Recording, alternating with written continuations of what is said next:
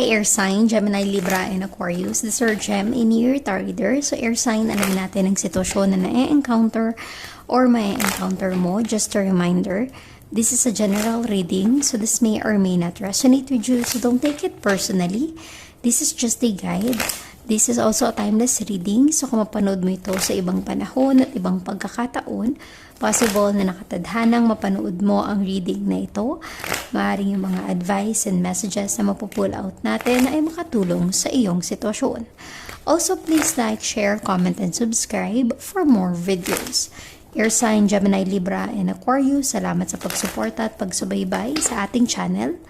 Na-appreciate ko lahat ng comments and messages nyo sa ating videos.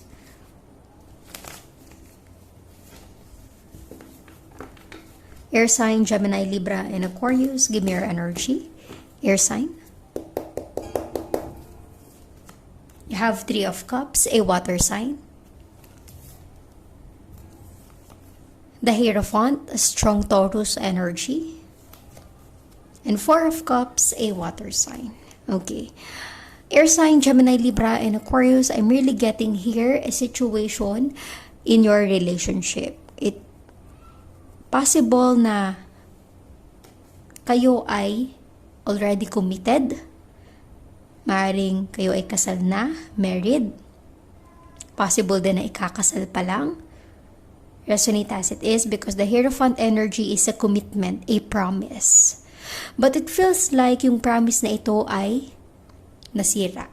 Three of Cups. Maaring there's a third party, may iba, nagkaroon ng iba. Possible na hindi natupad yung mga pangako or ipinangako sa'yo. Diba? So there's a situation going on between you and your person na nag-lead with the Four of Cups. In the near future, maaaring there is someone wants to make an apology pero ayaw nang makipag-ayos. Yung tipong pagod ka na lagi mo na lang siyang pinapatawad pero paulit-ulit lang na ginagawa yung pagkakamali. So let us see. Give me the Hierophant in your energy. Give me the Hierophant for air sign, Gemini, Libra, and Aquarius.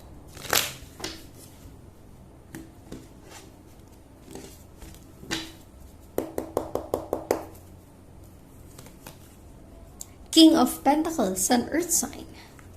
With the King of Pentacles, I'm sensing here, you are connected with someone na maaaring may kaya, mayaman. Very stable na sa kanyang buhay. Maaaring meron siyang sariling bahay. Di ba? Someone na you are connected pero may pagkama-pride or ma-ego. Yung tipong busy siya sa trabaho, mas inuuna niya yung work niya, yung career niya, kaysa sa'yo. Yung tipong meron kayong pinangako sa isa't isa pero hindi niya tinutupad or ginagawa. Mas inuuna niya yung iba kaysa sa'yo. And I'm also getting here na ang person na connected sa'yo, air sign, mas inuuna niya yung pera, money. All about money. Sa trabaho siya lagi nakafocus. It feels like yun yung number one priority niya. Nasa na yung commitment niyo sa isa't isa? Nasa na yung pinangako niya sa'yo? Diba? Napakahirap na isipin na biglang magbago yung person mo. Let us see the Three of Cups in your energy. Give me the Three of Cups for air sign, Gemini, Libra, and Aquarius.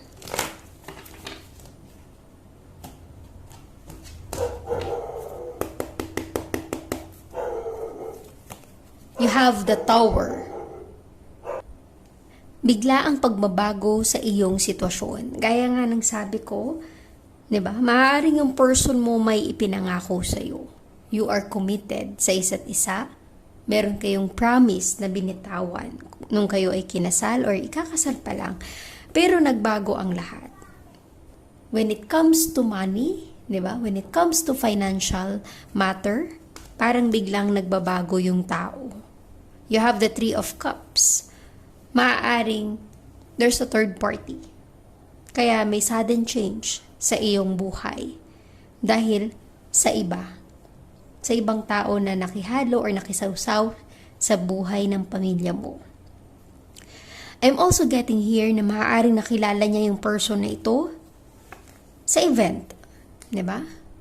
Possible na dahil busy siya, mas ginusto niya yung going out, party, outside, something like that. Having fun. Tapos unti-unti mong napapansin na nagbabago na siya sa'yo.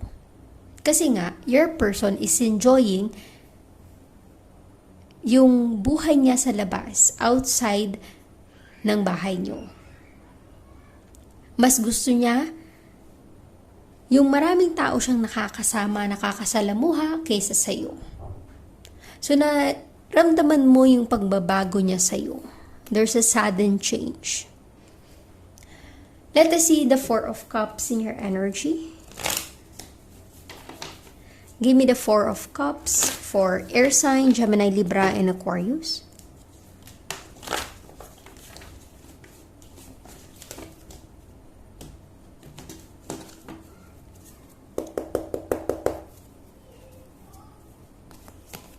You have the King of Wands, a fire sign. Maaaring ikaw ay connected with a fire sign, Aries, Leo, and Sagittarius, but I'm getting here. Maaaring you are connected with a person na ma-pride or ma-ego, sarili niya lang iniisip niya. Yung tipong ikaw ay nagre-reach out para maging okay kayo sa relationship nyo, pero ma-pride siya eh. Ayaw niya mag-compromise. Parang mas gusto niyang unahin yung sarili niyang kaligayahan kaysa yung relationship niyo. Mas gusto niyang mag-focus sa kanyang career, sa kanyang trabaho, kaysa sa pamilya niyo, kaysa sa relasyon niyo. 'Di ba? Marami siyang nami-miss na opportunity dahil sa ugali niya, dahil sa ugali ng person mo. There's so much blessings and opportunity na ni-let down niya. Maaring pati kayo ng pamilya niya unti-unting lumalayo sa kanya dahil nga sa pagbabago. Yung tipong maaring siya ay na-promote. Tumaas yung ranggo, tumaas ang kanyang posisyon sa trabaho, nadagdagan ng responsibility, pero at the same time, unti-unting nawala yung responsibility niya sa inyo. Na iba yung priority niya. Kaya naman nagkaroon ng sudden change sa relationship nyo. Let us see. Let us get some energies for air sign, Gemini, Libra, and Aquarius.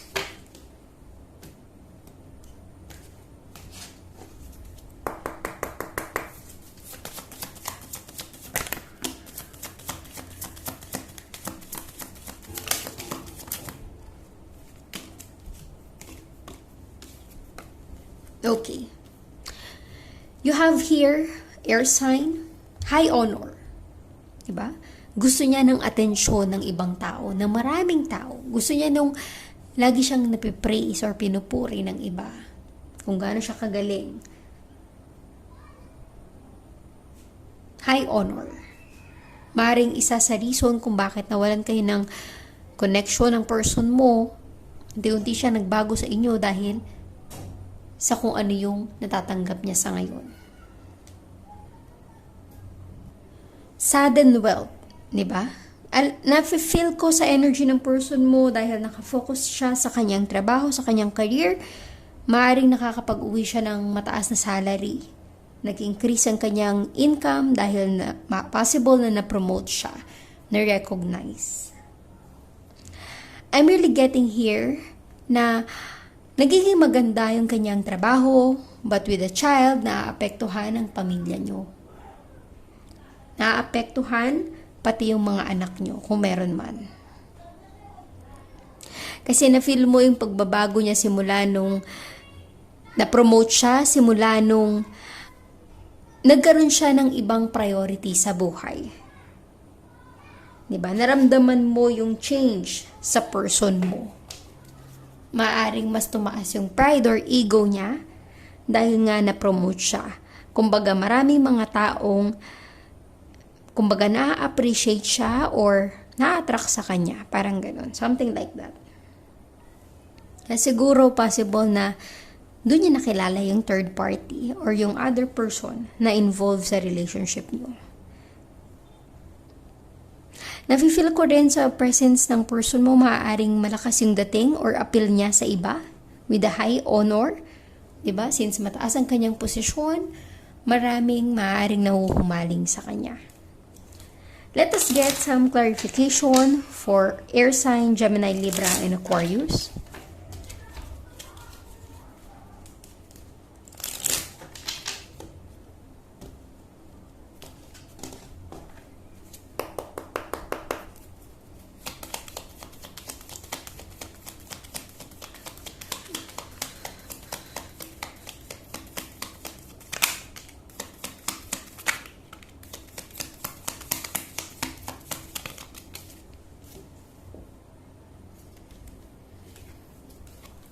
Okay. You have here, air sign, the sun. Possible na kayo ay may anak. A strong energy.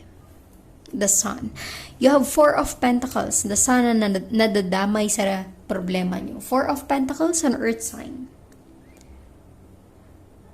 I'm really getting here na maganda yung income nyo, di ba? Yung pera when it comes to money, pero when it comes to relationship, parang dun kayo nagkukulang.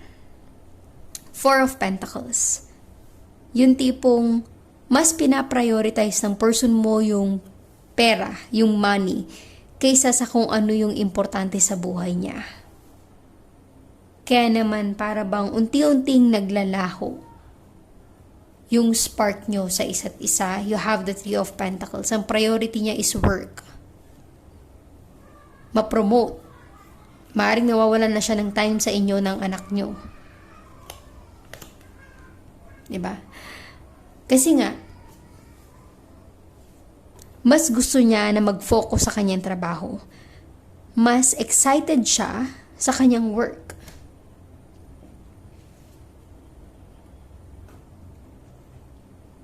Let us get some love message for you.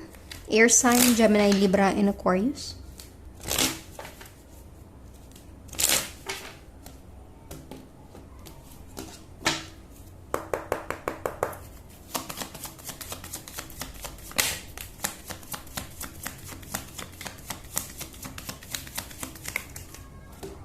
Okay. Air sign, you have here separation. Sadness, missing you, thinking about you, yearning, unsure of future. Diba? Separation, break up. Yung unti-unting nagbago, yung pakikitungo ng person mo sa'yo. Acts, break up, separation, stop the pattern, silent treatment, abandonment. You have two separation in your situation. Kasi nga, may nagbago sa inyong relasyon. At naramdaman mo yung pagbabago. You have mask, not showing true feelings, hide, personify, pretend, delude, gaslighting. It feels like you are hiding your feelings to your person. Hindi mo masabi yung totoong nararamdaman mo na nasasaktan at naaapektuhan na kayo ng anak nyo, ng pamilya nyo. Kaya naman, nagkaroon ng silent treatment. Ayaw mo nang pag-usapan ang problema or sitwasyon nyo, kaya hindi niya alam kung ano yung pinanggagalingan ng inis or galit mo sa kanya. Okay, let us see. Let us get some message, love message for you. Your sign, Gemini, Libra, and Aquarius.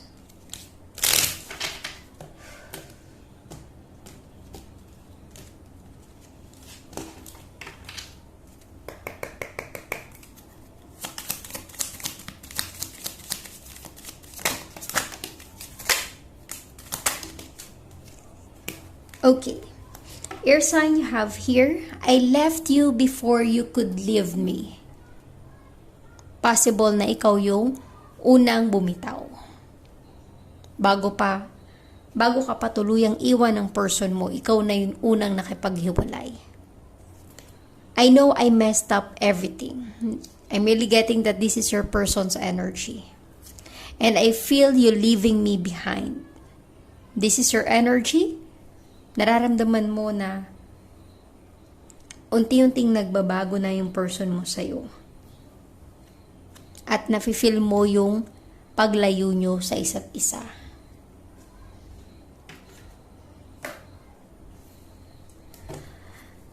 Okay, let us see. Angel guide, give me some message, advice for air sign, Gemini, Libra, and Aquarius.